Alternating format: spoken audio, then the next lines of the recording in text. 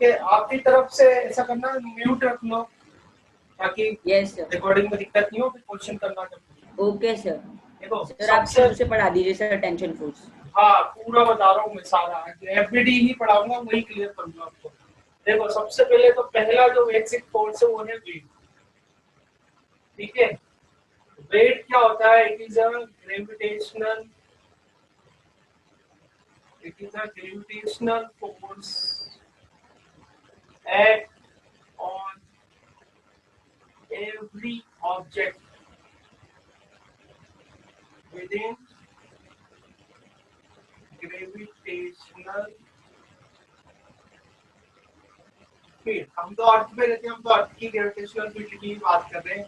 अर्थ की gravitational field के अंदर जो भी ऑब्जेक्ट है उस पर ग्रेविटी, जो ग्रेविटेशनल फोर्स लगता है, ठीक है, उस ग्रेविटेशनल फोर्स को कहा जाता है उस ऑब्जेक्ट का या बॉडी का वेट। ठीक है, जैसे कि हम बात करें, सीधी सीधी एक बात है कि एक बॉडी है, ये इस तरह का एक, आप मान लो कुछ भी मान लो, कोई ब्लॉक रखा हुआ है किसी सरफेस पे, ये सरफेस है, इस सरफेस पे ब्लॉक रखा हुआ है और m इजिकल टू जो है, m इजिकल टू है मास ऑफ अ ऑब्जेक्ट। ये जो ऑब्जेक्ट है इसका मास है, मास ऑफ ऑब्जेक्ट, और मास की यूनिट होती है किलोग्राम।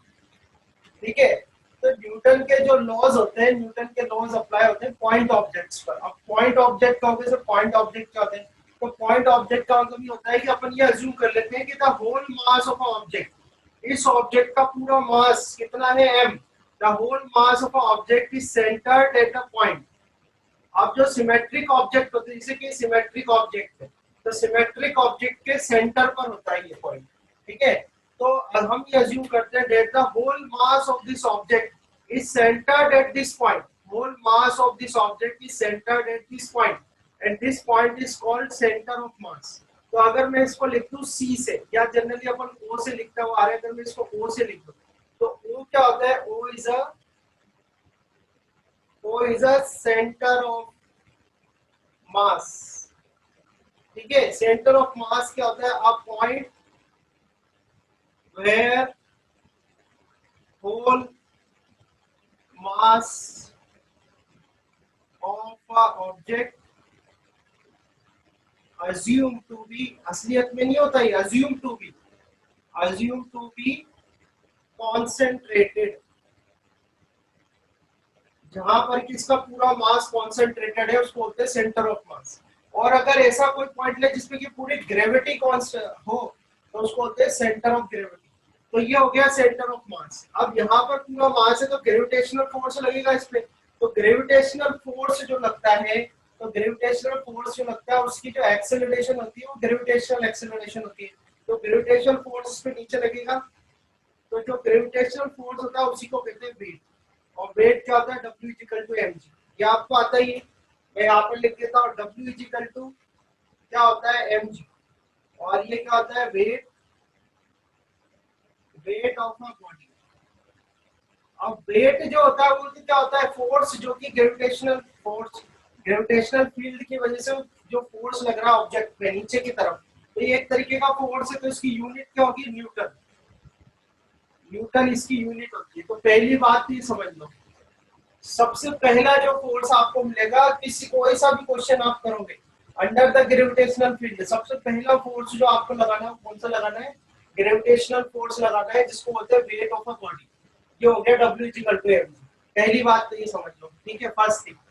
नाउ सेकंड पे आ जाते हैं। सेकंड थिंग है रिएक्शन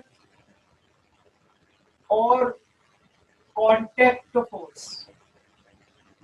रिएक्शन और कांटेक्ट फोर्स, इसको डिनोट R से भी करते हैं या N से भी करते हैं किन्हीं किन्हीं बुक्स में। किसी बुक में R से डिनोट क्या होगा, किसी बुक में N से डिनोट क्या होगा। R का मतलब होता है रिएक्शन, R से जो लोग बताते हैं, R से इसलिए बताते हैं कि R का मतलब होता है रिएक्शन और N का मतलब होता है नॉर्मल।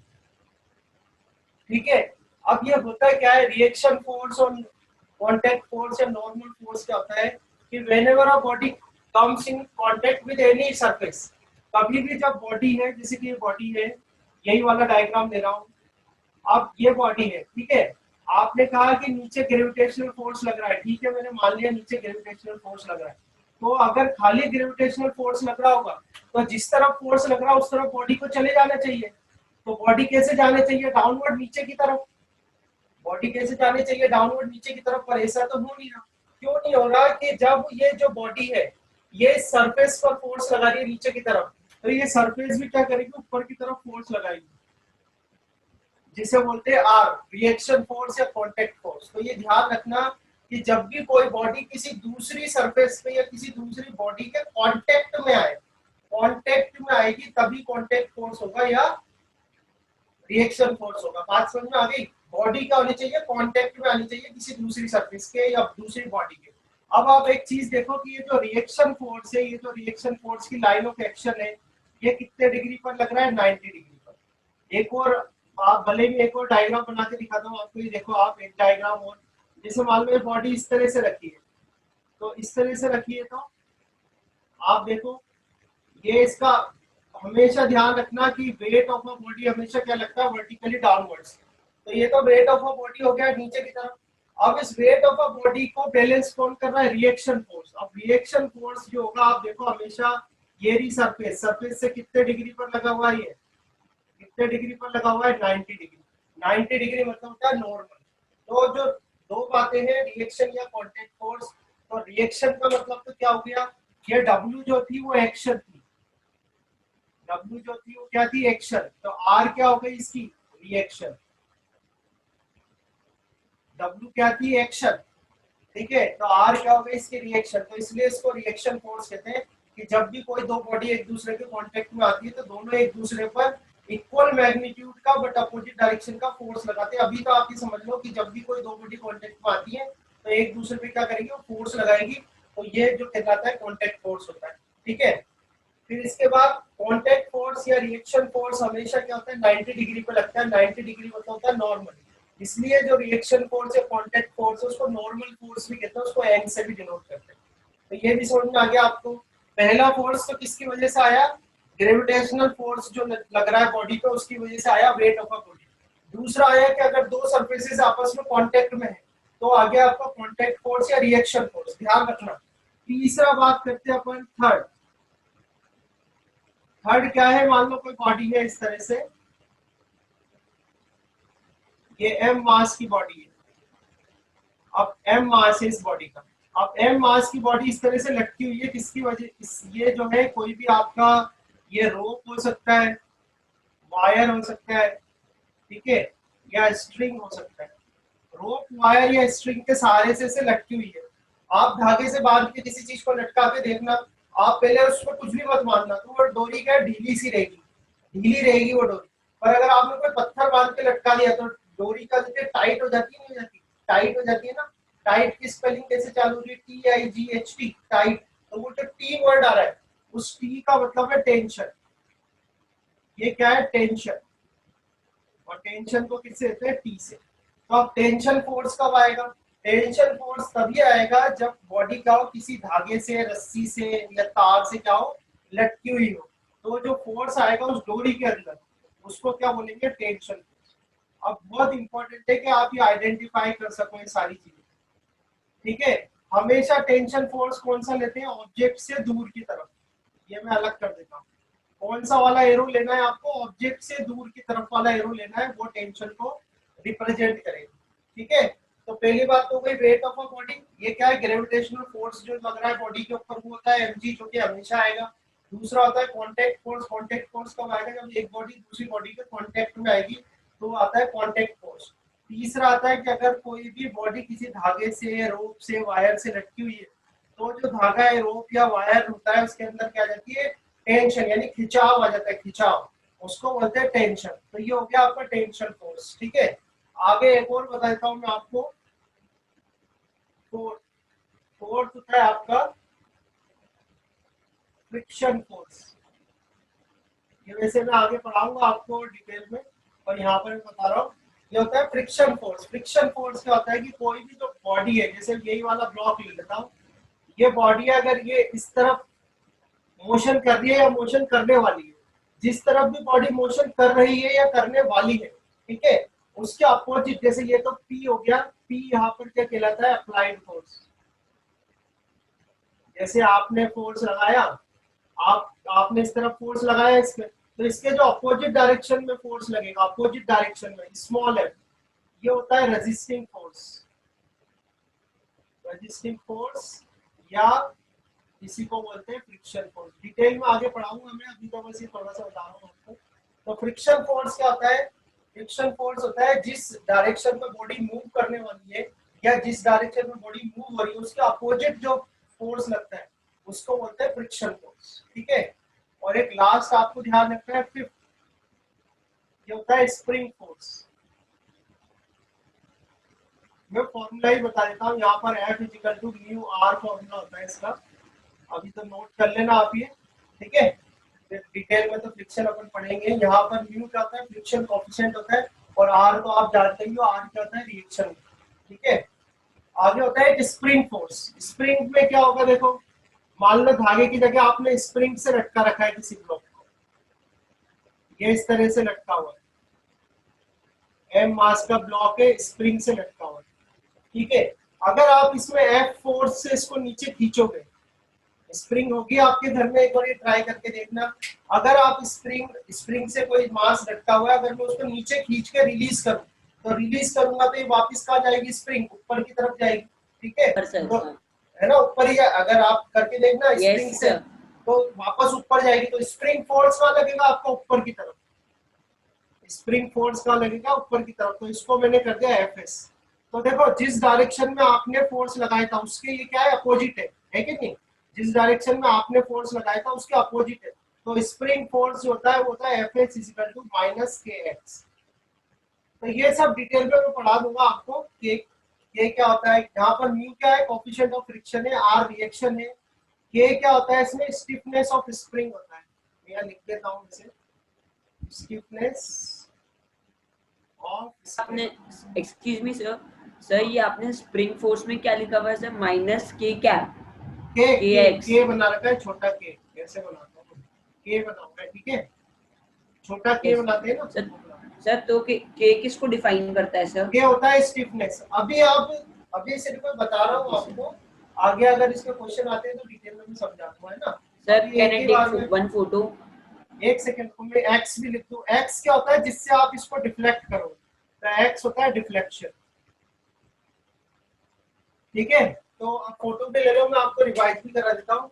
तो देखो, ओके डब्ल्यू सर। तो डब्ल्यू हो गया यहाँ पर वेट। आप ध्यान से समझ लो कौन सा फोर्स कब आएगा। वेट तो हमेशा आएगा क्योंकि आपका ऑब्जेक्ट हमेशा अर्थ पर ही होगा, ग्रेविटेशनल फील्ड में ही होगा। तो आंख नीच के वेट तो आपको लगाना ही है। वेट हमेशा वर्टिकली डाउनवर्ड लगाना है आपको। वेट की जो डायरेक्शन है वो क्या होती है? Vertically downward. तो वेट लगा देना, W equal to M G. पहले ये चीज तो आएगी सही। अब वेट की वजह से रिएक्शन आएगा। रिएक्शन के बारे में आपको ध्यान रखना है कि रिएक्शन फोर्स तभी आता है जब बॉडीज एक दूसरे के कांटेक्ट में होती है। अगर एक बॉडी दूसरी बॉडी के टच हो रही है तभी कांटेक्ट फोर्स आएगा, रिएक्शन फोर्स आएगा। और रिएक्शन फोर्स क्या होता है? हमेशा सरफेस से 90 डिग्री पर होता है। ठीक है। रिएक्शन फोर्स जो है हमेशा सरफेस से कितने डिग्री पर होता है? 90 डिग्री पे, ध्यान रखना है। तीसरा, टेंशन कब आएगा? टेंशन जब आएगा जब कोई भी बॉडी, जैसे यहाँ पर एम जी भी लगा देता हूँ नीचे, W equal to M G. ठीक है। जब कोई भी बॉडी किसी तार से, वायर से, रस्सी से, है ना, इनसे लटकी हुई है, तो वो जो स्ट्रिंग होती है या वायर होता है, रोप होता है, वो खिंच जाता है। खिंचना मतलब टेंशन, खिंचना मतलब टेंशन। तो ये टेंशन आ जाएगी उसके अंदर। फिर मैंने बताया फ्रिक्शन फोर्स। तो फ्रिक्शन फोर्स कहता है जिस भी डायरेक्शन में बॉडी मोशन कर रही है या मोशन करने वाली है उसके अपोजिट डायरेक्शन में जो फोर्स लगता है उसको बोलते हैं फ्रिक्शन फोर्स। और ये फिर बताया लास्ट में स्प्रिंग फोर्स। तो ये अभी आएंगे, मैं आपको डिटेल में अलग से पढ़ा दूंगा। पर अब ये तो ध्यान रख लेना आपको बोर्ड पे जो बना हुआ। अब जब क्वेश्चन आए तो आपको फिर ये समझ में आ जानी चाहिए कि भाई कौन सा फोर्स लग रहा है और उसकी डायरेक्शन क्या है। तो इसमें अगर आपको कुछ पूछना हो तो पूछ लो। ये जब करो आप, सर इसमें तो कोई प्रॉब्लम नहीं है सर। ये ना, तो बस इसमें आपको ये सीखना है कि जैसे ही मैं कोई डायग्राम बनाऊंगा तो आपको पता लग जाना चाहिए कि सर इसमें ये वाला फोर्स लग रहा है ना। अब अपन आज तो क्या है, कल वाले जो मैंने आपको दिए थे असाइनमेंट करने को वो करते हैं, सैटरडे वाला। One second.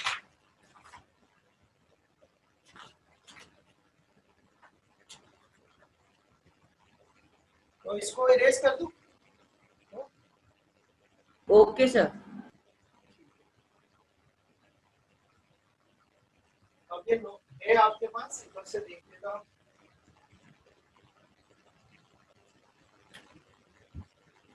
जैसे एक क्वेश्चन ही दिया था आपको, देखो फिर बहुत आसान है, अगर आप ये चीजें अगर समझ में आ गई ना आपके, तो फिर तो कोई दिक्कत नहीं। जैसे एक क्वेश्चन ही दिया था,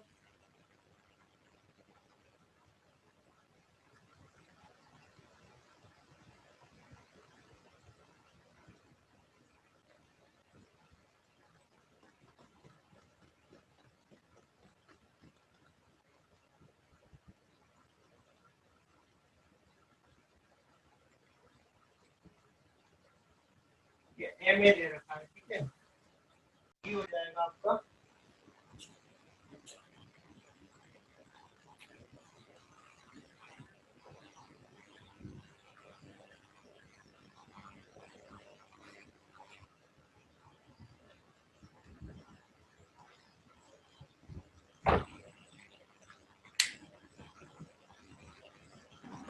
यस सर। नेटवर्क इशू हो रहा है। सर स्क्रीन, हाँ सर आपकी स्क्रीन फ्रीज हो गई थी, मेरे को लगा कि मेरा नेटवर्क इशू। नहीं नहीं, इधर से कुछ नहीं। ठीक है, चलो ये डायग्राम दिया था, है ना। तो देखो कितना, अब सबसे पहले क्या करना है आपको, देखो दो मास दिख रहे हैं आपको, एक तो ये मास हो गया एम बी और एक मास ये हो गया एम ए, दिख रहा है ना। तो सबसे पहला Yes, sir. फोर्स बताओ, एम ए पर सबसे पहले तो सेंटर वाला पॉइंट मार्क कर लेना, इसको O1 कर देना और इसको O2 कर देना, ठीक है। तो मुझे Okay, बताओ कि इस पे सबसे पहला फोर्स कौन सा लगेगा इस वाले पे। सर ये मास्ट ऑब्जेक्ट ए में सर एमए में, हाँ एमए में सबसे पहला फोर्स कौन सा लगेगा सर? हाँ, सर एक ग्रेविटेशनल फोर्स। हाँ, तो सबसे पहले तो इसका वेट जो कि ग्रेविटेशनल फोर्स है, उसको मैं W mg में कर देता हूँ, वो क्या आ जाएगा हाँ। m, ठीक है। ए का Yes, sir. एम ए जी, ये हो गया। अब ये जब ग्रेविटी नीचे लगेगी तो ये नीचे खींचेगा, ये नीचे खींचेगा, तो इस वायर में कौन सा प्रोड्यूस होगा, वायर में क्या चीज आएगी, सर टेंशन। टेंशन आएगी। तो ये टेंशन लिख देंगे अपन इसमें टी, ये टेंशन लिख दिया टी। समझ में आ गया, सर समझ में आ गया। अपन लोगों ने ये एरोस क्यों बनाया सर? एरो टेंशन को रिप्रेजेंट करने के लिए, ये टेंशन को अच्छा। रिप्रेजेंट करने का तरीका है, इसलिए बनाते हैं। अब इसमें से वो वाला एरो लेते हैं जिस जो ऑब्जेक्ट से दूर की तरफ जा रहा है। अगर मैं पुली, जैसे दो पुली है इसमें, ये पुली 1 कर देता हूँ, पुली 2 कर देता हूँ। अगर पहली वाली पुली को स्टडी करूंगा तो ये दूर, टेंशन वो लेनी है जो दूर जा रही है, ठीक है। अब एक चीज देखो, ये एक ही रस्सी है, ये एक ही रोप है, ये इधर से जा रही है ये रोप, और इधर से इस पर होती हुई, ये इधर से होती हुई यहाँ पर आ रही है, ठीक है। तो मैंने आपको क्या सिखाया है कि अगर यहाँ पर टेंशन टी है तो यहाँ पर भी टेंशन टी रहेगी, और यहाँ भी। यस। समझ में आया। अब इसे ऐसे इस वाले में बताओ, तो इसमें नीचे लगेगा इसका वेट, वेट कितना होगा डब्ल्यू बी, ये कितना आ जाएगा एम बी जी, एम बी जी। हाँ। और इस वाले में कितनी टेंशन आएगी, यहाँ सर इस पर वाले कितनी में टेंशन आएगी, यानी ये टेंशन, ये वाली जो रोप इससे लगी हुई है, ये रोप और ये रोप अलग अलग है या सेम है?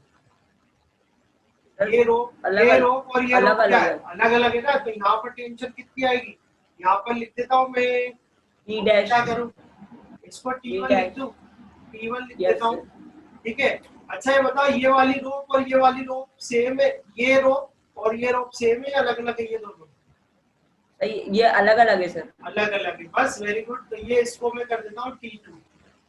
समझ में आया, यस ठीक है। पर मैंने आपको क्या बोला, अपन को तो खाली ये ब्लॉक्स जो है इसकी स्टडी करनी है। तो अपन के कितने फ्री बॉडी डायग्राम बनेंगे बोलो सर? टू बनेंगे। ब्लॉक्स तो है मैं तो सबसे पहले मैं बनाऊंगा free body diagram of mass M A जो मास है ये वाला, इसका फ्री बॉडी डायग्राम बना है। तो क्या करेंगे अपन, एक्सिस बना लेंगे, ठीक है। सेंटर पे कितना लिख देंगे, O1, तो ये O1 लिख दिया, ठीक है।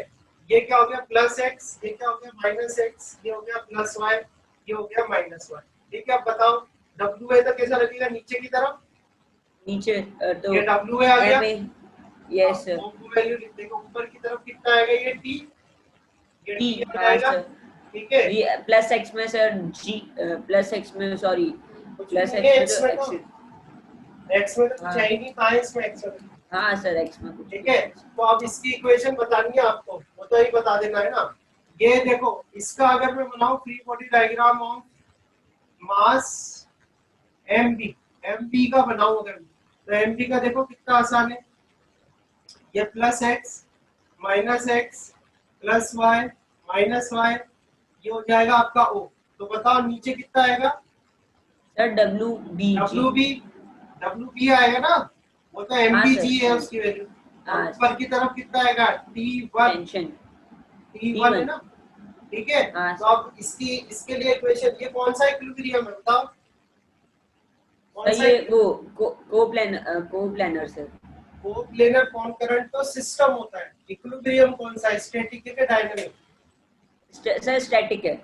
स्टैटिक है। तो इक्वेशन बताओ क्या आएगी इसकी, एक्स एक्सिस पर कोई इक्वेशन आएगी? बोलो। सर एक्स एक्सिस पे नहीं सर, एक्स एक्सिस पे नहीं आएगी सर। वाई पर क्या आएगी वो बता दो, वाई की इक्वेशन बता दो क्या आएगी?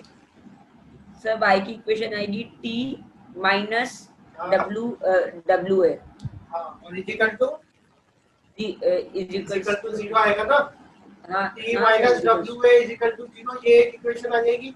समझ में आ गया? इसकी इक्वेशन बता यस दो सर। डी वाले मास की, डी सर वाले mass T one minus W B, T one T1 minus minus W W B B is equal to equals to zero. Zero. बस ये हो गया, क्या नहीं आ रहा था आपको इसमें बताओ? हो गया ना सॉल्व? Yes sir. अब मैंने आपको ये बोला था कि आपको ये कंसीडर करना है कि सिस्टम स्टैटिक है, ये भी हो सकता है कि ये चल रहा हो, तो अभी मैंने वो मोशन वाला नहीं दिया था सर आपको, वो तो अपन ने पढ़ा ही नहीं ना फिर। हाँ तो मैंने आपको अभी स्टैटिक ही दिया था, ठीक है।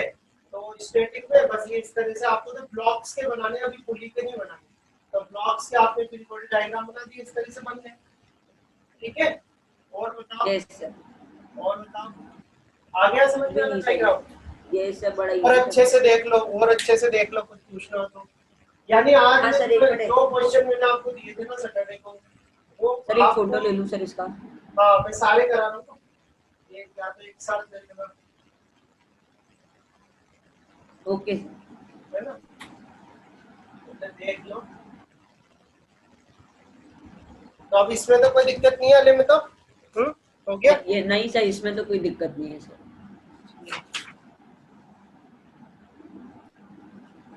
तो नेक्स्ट बनाता हूँ, नेक्स्ट जो दिया था,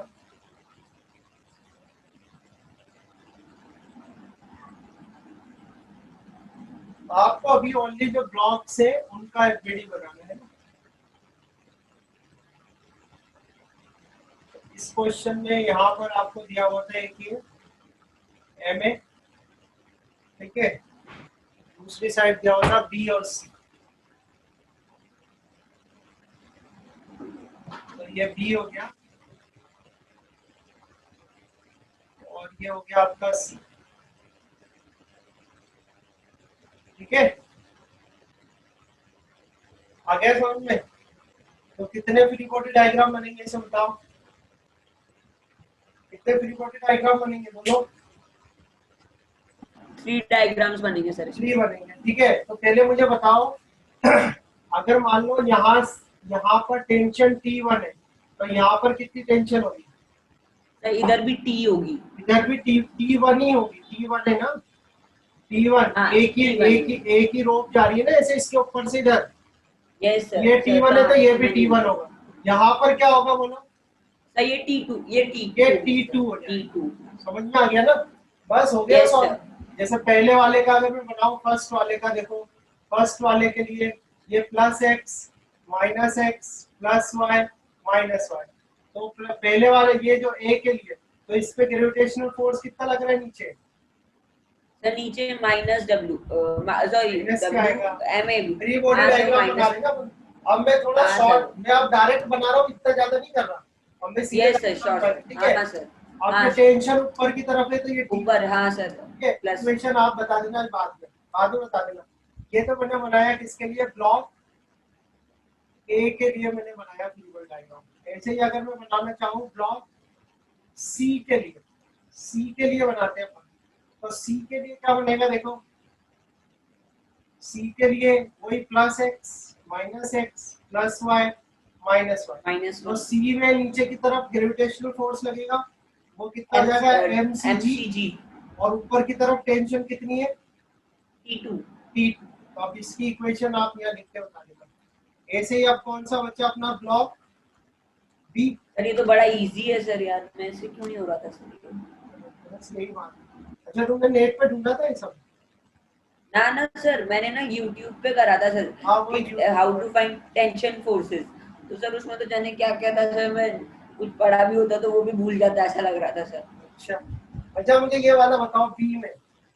सर बी बी का में, बताओ, बी में सर क्या बी क्या में लगेगा? सर सबसे पहले क्या सर लगा? Gravitational force. तो बी का हाँ नीचे की सर, तरफ ग्रेविटेशनल फोर्स कितना आएगा बोलो? एमबीजी, हाँ एमबीजी। mdg। और नीचे की तरफ क्या लग रहा है इसमें? सर टेंशन 2, हाँ T2। T2। अब देखो, जब ये वाला अपन ब्लॉक पढ़ रहे थे तो टेंशन कैसी ली थी अपन ने? ऊपर की तरफ। अब जब ये यस वाला सर, ब्लॉक पढ़ेंगे तो कैसी लेंगे? माइन नीचे की तरफ। इसलिए नीचे ये की दो तरफ। एरो, इसलिए ये दो एरो लगाते हैं। समझ में आ गई ना बात? Yes sir. हाँ तो ये नीचे की तरफ इसका ले लो आप T2, और ऊपर तो T1 लग रहा है तो T1 लगा दो। इसकी भी इक्वेशन बता दो। तो बस ये सर मैं बता। बताऊं सबकी, हाँ सर फर्स्ट सबकी। वाले की इक्वेशन। एक मिनट में इस पे ये सर लिख देता हूँ, एक मिनट ये लिख देता हूँ O1 O2 O3। तो ये आपका O1 हो जाएगा ये वाला, और C वाला आपका हो जाएगा O3। ठीक है, और ये हो जाएगा आपका O। हाँ पहले वाले की बता दो। सर पहले वाले की इक्वेशन आएगी T1 माइनस MAG हाँ इक्वल टू 0। Equals to 0। पूरा करो बार बार करके, याद हो जाएगा। तो ये तो हो गया सॉल्व, खत्म हो गया सर काम। इस वाले का सर बताओ, सी वाले का। T2 minus MCG equals to 0 minus mcg is equal to equals to 0। 0। ये भी सॉल्व हो गया। इस वाले का बता दो। Sir T1 minus MAG equals to T2।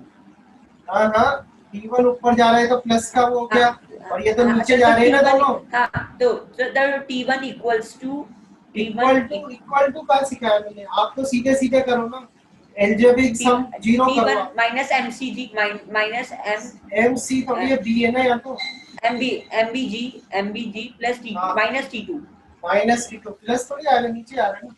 Sir T1। मैंने ना मैंने सोचा कि ऐसे भी नहीं कर नहीं, सकते हैं, वो मैं अभी अभी T2 को कुछ उधर नहीं, ले गया, वो अभी तो उधर ले गया। वो बात की बात है। अगर इक्वेशन सॉल्व करनी होगी तो अभी तो आप बस ऐसे ही सीखो।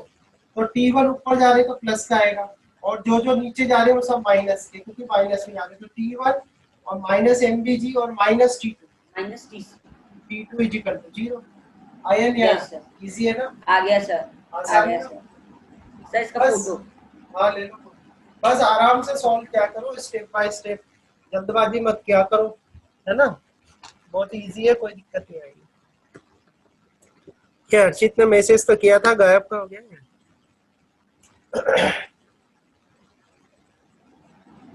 सर इसने ही हाँ बोला था। क्या? सबसे पहले सर इसका ही आया था। हाँ तो सोचा था। चल, और कौन सा दिया था मैंने?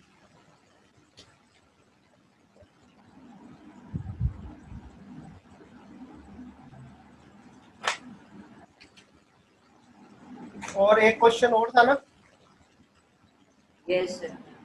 इसकी तो ले लो पिक पे, ले फिर अगला बनाता हूँ।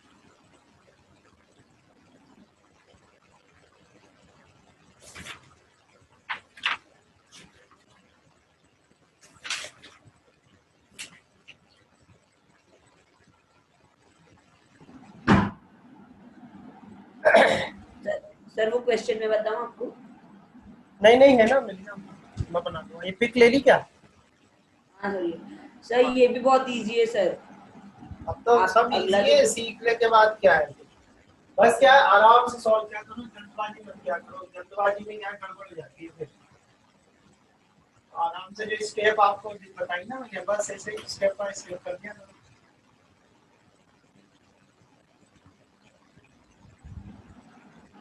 नहीं सर, ये थोड़ा सा। अभी आपको ओनली ब्लॉक्स के बनाते हैं, जो ब्लॉक है। देखो इस पे, इसमें यहाँ पर एक रखा हुआ है, ये इससे कनेक्टेड है। तो यहाँ पर एक व्हील लगा हुआ है, इसमें एक रोड है, और एक मास इस जगह है। ठीक है, इसके मास दे रखे m1 m2, तो इसको कर देता हूँ मैं m1, इसको कर देता हूँ ये वाले को, ये m2 है आपका। ठीक है, तो देखो सबसे पहले बताओ यहाँ पर टेंशन में मान लेता हूँ T1, तो यहाँ पर कितनी टेंशन होगी? तो यहाँ T2 होगी, यहाँ T2 होगी। वेरी गुड, बस ये आ गया फिर आपको क्या, यहाँ पर कितनी होगी? T2 sir, T2। यहाँ पे T2 होगी। बस हो गया सॉल्व। क्या अब देखो हाँ, सबसे सर, पहले यहाँ पर क्या लगाओगे आप? Gravitational force. ग्रेविटेशनल फोर्स नीचे लगेगा, कितना आ जाएगा? m2g। ठीक है, अब ये ग्रेविटेशन, अब ये जो ब्लॉक है ये इधर सरफेस पे टच हो रहा है कि नहीं हो रहा? हो रहा है ना?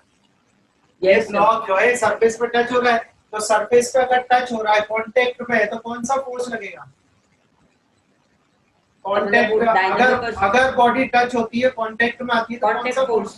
कांटेक्ट फोर्स लगता है। और कांटेक्ट फोर्स हमेशा सरफेस से 90 डिग्री पर लगता है, इस तरह से। तो ये लगा दिया आपने यहाँ, समझ में आया? और तो कुछ इसमें है नहीं, ये तो खत्म। अब इधर आ जाओ, इसमें नीचे सबसे पहले इसका ग्रेविटेशनल फोर्स हो गया m1g, यानी कि इसका वेट हो गया। अब इसका वेट m1g है, उसकी वजह से यहाँ पर क्या आ गई? टेंशन आ गई। टेंशन आपने लिखी हुई है यहाँ पर कोई कांटेक्ट फोर्स आएगा क्या? बताओ सर। कोई नहीं सर, नहीं आना चाहिए, नहीं आएगा, कोई कांटेक्ट फोर्स नहीं आएगा। अगर ये इससे टच हो रहा होता तो आ जाता, टच हो रहा होता तो आता। तो ये तो किसी से टच ही नहीं हो रहा है यहाँ पर, तो T2 माइनस m। वो इक्वेशन वो अपन इक्वेशन बता रहे हो क्या आप? सर बस फर्स्ट वाली की आप बता दो, सेकंड वाली की मैं बता दूंगा। तो फर्स्ट वाले का मैं एफबीडी बना देता हूँ मैं, फिर आप इक्वेशन बता देना। ठीक है, एफबीडी ऑफ मास m2 का एफबीडी बनाते हैं। सर मैं बता रहा हूँ सर आ गई सर आ गई, मैं बता दूंगा sir. My are resultant plus वो रिएक्शन प्लस माइनस m2g। ये x एक्सिस के बता रहे थे, y एक्सिस के। अच्छा, इसकी तो दो इक्वेशन बनती है ना सर। तो सर फर्स्ट होगी एक सेकंड T2 माइनस T1। एक सेकंड मैं इसकी क्या एफबीडी बना देता हूँ, फिर आप बताना है ना। तो देखो चलो मुझे बताओ, प्लस x में कितना आएगा इस वाले के लिए? प्लस x में sir T2 minus T1। T2 plus x में बताओ कितना आएगा? सर T2 तो होगी सर। T2 ही तो आएगा बस। हाँ सर, तो मैं भी तो T2 बोलता हूँ। मैंने सोचा कि आप बोल रहे T2 माइनस T1। ठीक है, तब वो तो इसकी इक्वेशन बनेगी x पे। नहीं अरे यार तुम 1 बाय 1 बोला करो, वैसे ही ये ईयरफोन लगा के आधा आधा करके फोन कर। अच्छा, इस तरफ कितना आएगा बोलो? Sir T1। Very good. इधर कितना आएगा बोलो? Reaction force. हां आ रहा है, वेरी गुड। नीचे कितना आएगा? m2g w is equals to m2g। अच्छा, ये बताओ कौन सा सिस्टम ऑफ फोर्स है? सर ये है static contact system of force. System of force कौन सा?